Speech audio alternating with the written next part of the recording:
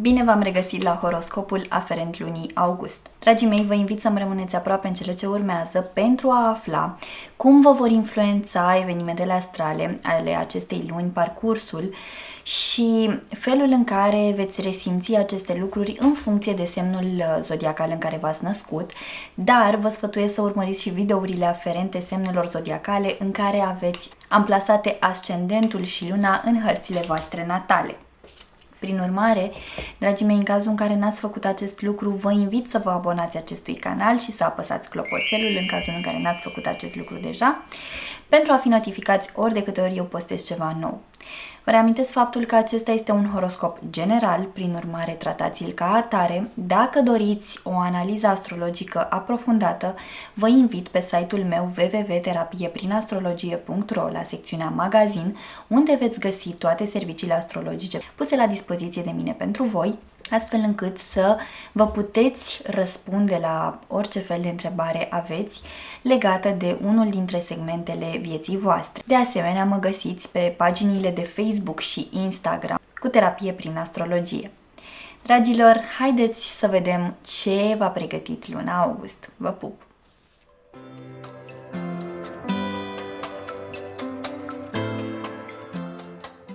Bun găsit, dragi nativei zodiei Balanță, și bine ați revenit la videoul aferent horoscopului lunii august. Pentru voi începutul de lună vine cu provocarea de a vă regla în plan individual, de a scăpa de fantomele trecutului, de a scăpa de toate chestiunile care au legătură cu gura lumii, de ce o să spună lumea, cum vă privește lumea, ce o să creadă cei din jurul vostru, de tot ce are legătură cu zona aceasta de etichetă, de compromis exagerat. Cumva a venit momentul să vă concentrați mai mult pe propria persoană, pe propriile voastre nevoi și dorințe, pe modul în care să vă afirmați mai mult, să vă faceți văzuți, să vă faceți auziți, dar într-un mod diplomat, într-un mod elegant, într-un mod cât mai non-invaziv pentru cei din jurul vostru. De asemenea, în plan subconștient pot încolți anumite frici, anumite chestiuni din trecutul vostru relațional, pot apărea persoane din trecutul vostru, vă pot contacta anumite persoane din trecutul vostru amoros, pot apărea anumite frici create de experiențele amoroase din trecutul vostru, care încă vă bântuie și vă fac să fiți poate nesiguri sau să fiți introvertiți, să fiți destul de închiși, de închistați în aceste experiențe și să nu vă dați voie să fiți așa cum v-ați dori în momentul prezent. Prin urmare, încercați să acordați atenție acestor gânduri, acestor senzații care vă pot cuprinde la începutul lunii, mai ales că în data de 5 Mercur va începe o nouă perioadă de retrogradare. Asta înseamnă că și din punct de vedere al comunicării lucrurile vor fi ceva mai complicate, pentru că vom sta mai mult să analizăm ceea ce se întâmplă în mintea noastră, vom sta mai mult să ne ordonăm ideile astfel încât ceea ce spunem să aibă sens și să fie cumva exprimat cu claritate față de cei din jurul nostru. Este o perioadă în care să vă conectați, așa cum v-am spus, la voi și să vă dați răgaz să integrați aceste lucruri, să vă dați răgaz cumva să vă eliberați de umbrele trecutului, să încercați să vă desprindeți de atașamente toxice, de idei care s-au format în anumite contexte amoroase și care în prezent nu vă mai sunt de folos.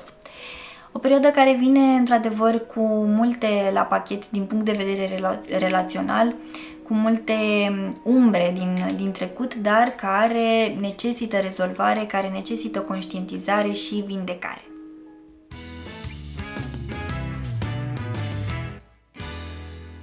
Spre mijlocul lunii, mai exact în intervalul 9-10 august, luna vă va tranzita semnul zodiacal, iar acest lucru vă va face să fiți mai emotivi, mai nostalgici, mai irascibili,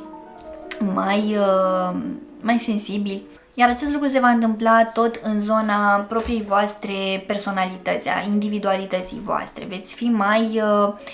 S-ar putea să fiți chiar mai romantici, să doriți să vă exprimați emoțiile într-un mod ceva mai teatral, mai amplu. Poate veți dori chiar să faceți o anumită surpriză partenerului de cuplu acolo unde este cazul, veți dori să îi arătați și prin fapte ceea ce simțiți. Dar acest lucru poate crea niște contexte foarte drăguțe în viața voastră.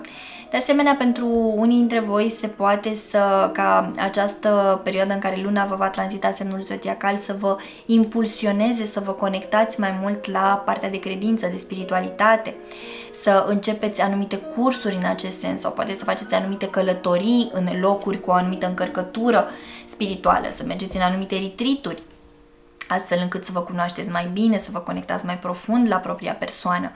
Pentru că vorbim și de luna august, care este o lună a concediilor, poate că a venit momentul să vă luați o pauză, să vă relaxați, să vă ocupați mai mult de propria persoană și să puneți un pic în stand-by tot ce are legătură cu zona profesională.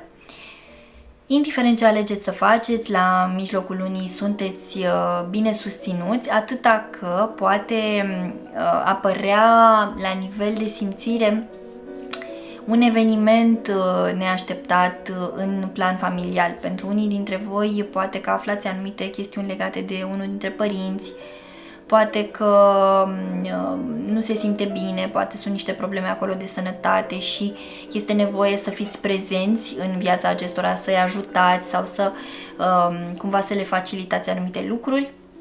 Și ar fi bine să faceți acest lucru pentru că altfel vă veți simți cumva copleșiți de emoții. Sfera subconștientului se amplifică, dragilor, pe mijlocul lunii.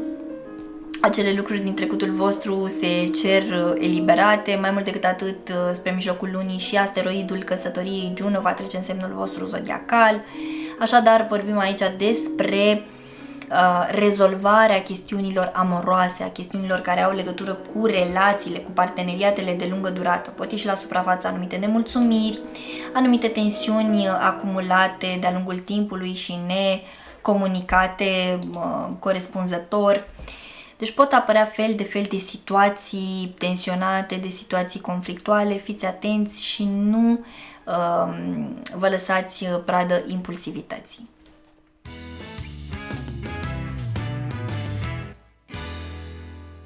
Finalul de lună pentru voi o aduce pe Venus în zodia voastră pe data de 29 august, tot atunci când și Mercur va ieși din mersul său aparent retrograd. Venus va intra în zodia voastră, iar acest lucru este benefic pentru că se simte bine, este la ea acasă.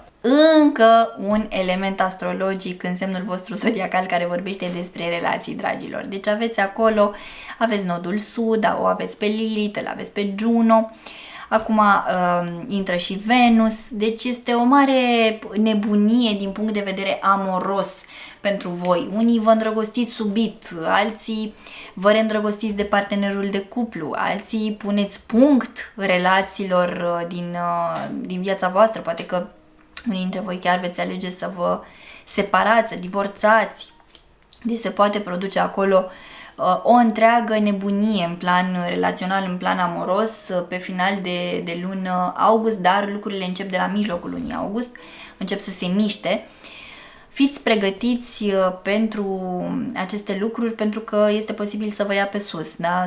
Să vă treziți fie îndrăgostiți iremediabil, fie în fel de contexte sociale care să vă creeze palpitații, ca să spun așa. Un final de lună apoteotic care va aduce niște transformări profunde în modul în care percepeți voi viața amoroasă, în modul în care percepeți voi relațiile. Deci se vor produce acolo, se vor mișca lucrurile, practic tot ce a stagnat, tot ce este vechi, tot ce este ponosit și nerezolvat, acum se va mișca și cumva își va căuta calea să se rezolve, să se elibereze. O perioadă foarte interesantă pentru voi, dragilor, pentru că aveți foarte multe elemente relaționale, chiar în semnul vostru, care, ce credeți, cu asta se ocupă, cu relațiile. Focus pe relații, dragii mei, n-am ce să vă spun altceva. Acestea sunt informațiile din punct de vedere astrologic pentru toți cei dintre voi care aveți legătură directă cu energia zodiei Balanță în luna august. Așa cum v-am obișnuit, am să extrag și câteva mesaje de la cărțile Oracol. De această dată am ales oracolul cu carduri astrologice, fiindcă îmi doresc să vedem ce mesaje suplimentare doresc să vă fie comunicate.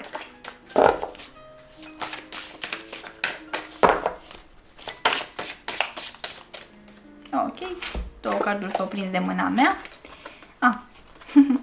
Dragii mei, primul card vine cu mesaj de la Zodia Fecioară, care vă îndeamnă să alchimizați ceva în viața voastră, având în vedere că Venus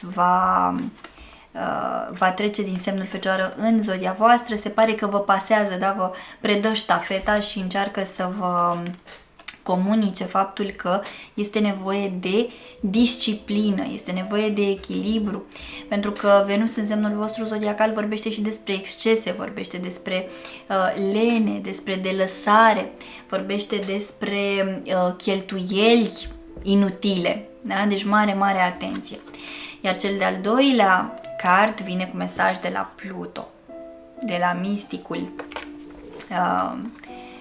sistemului solar. Este cel care vorbește despre umbra noastră, despre ce este acolo adânc în interiorul nostru, despre ceea ce este ascuns și cumva despre acele lucruri de care ne este rușine sau pe care nu dorim să le expunem.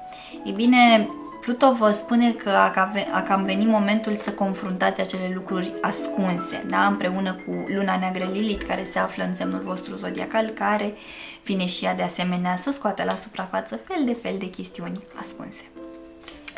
Dragilor, în speranța că mi-ați rămas aproape până la finalul acestui video, vă mulțumesc și vă invit să apreciați și să distribuiți acest video tuturor celor cărora credeți că le va fi de folos. Vă doresc ca luna august să aducă în viețile voastre toate binecuvântările de care aveți nevoie. Vă pup, vă îmbrățișez și pe data viitoare. Pa, pa!